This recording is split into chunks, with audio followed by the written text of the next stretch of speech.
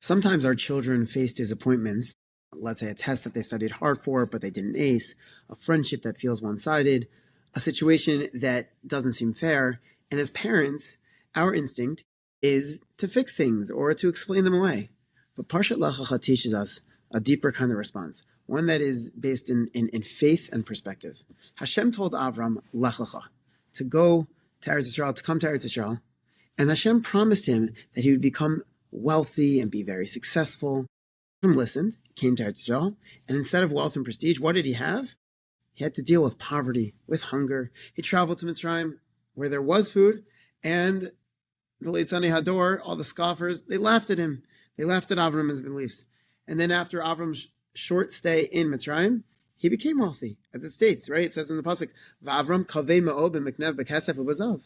Avram was loaded. He had tons of cattle with silver and with gold.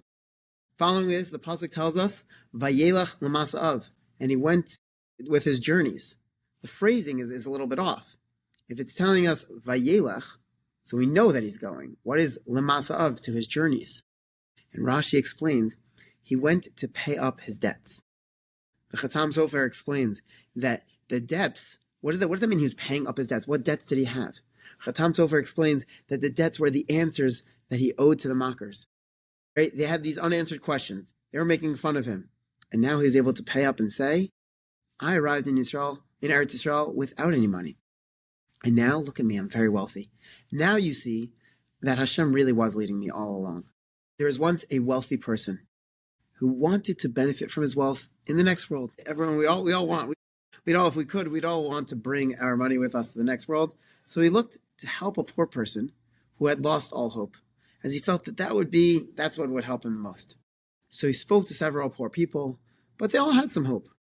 Then, once he said he has a wealthy uncle who sometimes, one of them said to him, I actually have a wealthy uncle who sometimes sends him money. Another said, I have little jobs that I do, so I got a little bit of money. That wasn't the type of tzedakah that he was trying to give. He wanted to help someone and really save their life. He wanted to help someone with literally no source of income and zero hope at all. Finally, the wealthy person found someone scrounging for the food in the garbage. And he thinks to himself, okay, this person definitely lost all hope. I'm going to give him a lot of money.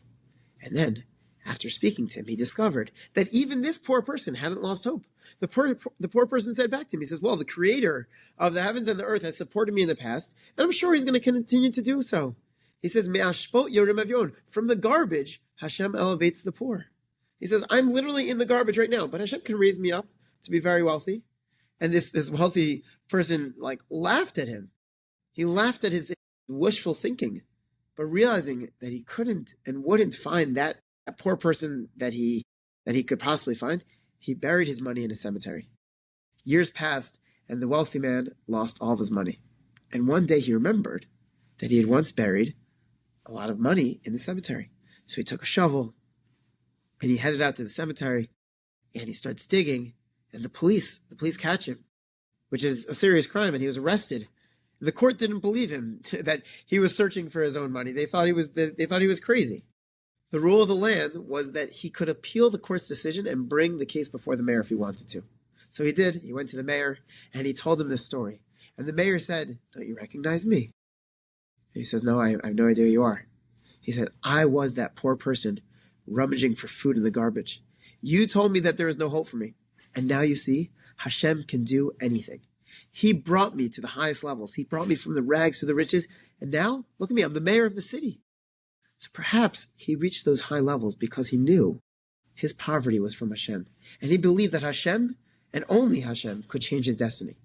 As the Siftei Tzaddik teaches us, when one knows that every situation is from Hashem, it is possible for any situation to change. So I was thinking about this story, and I was thinking there's a couple of parenting takeaways that we can take. Number one is that our children learn Emunah, not when everything goes right, but when things go wrong. They watch how we respond. When we say, I don't know how this is going to work out, but Hashem is with us. So we're giving them this script for how to handle life's confusion with calm and trust. Hashem's got our back. Also, realizing the story, Avraham did not panic when Hashem promised, wasn't coming right away. He held steady. with our children too. Sometimes the best support is not the quick solution. It's to help them sit with the uncertainty while knowing that Hashem hasn't abandoned them, which is hard for this generation because it's a very, we order Amazon in a day or 2 days max. We can get whatever we need. So it's hard. We're in a generation where it's hard for us to not have something right away. So to be able to help our children to learn that is an important skill.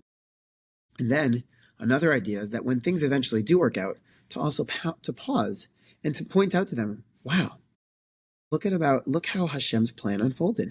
Remember when you were so upset about that? I mean, you could say this to them. Remember when you were so upset? Now we can see that Hashem was really helping from behind the scenes. That's how we help children pay up their debts, the unanswered questions, with clarity, right? And real hakarat tov to Hashem. And also, I think, think about this man in the garbage. He refused to give up on Hashem. When children learn that hope is not naive, it's Emunah. Develop resilience, optimism, and strength that really no challenge can take away. Just as Hashem's faith turns mockery into like an aid, like a testimony, our quiet confidence in Hashem during hard moments can turn our homes into places of true Emunah. The more we help our children see that Hashem runs everything, the more that we will, Mirza Hashem, merit to see the story of the Jewish people unfold in the best possible way. And also, this is a great story that we can share with our children to help bring out these values. Wishing you all a Shabbat Shalom.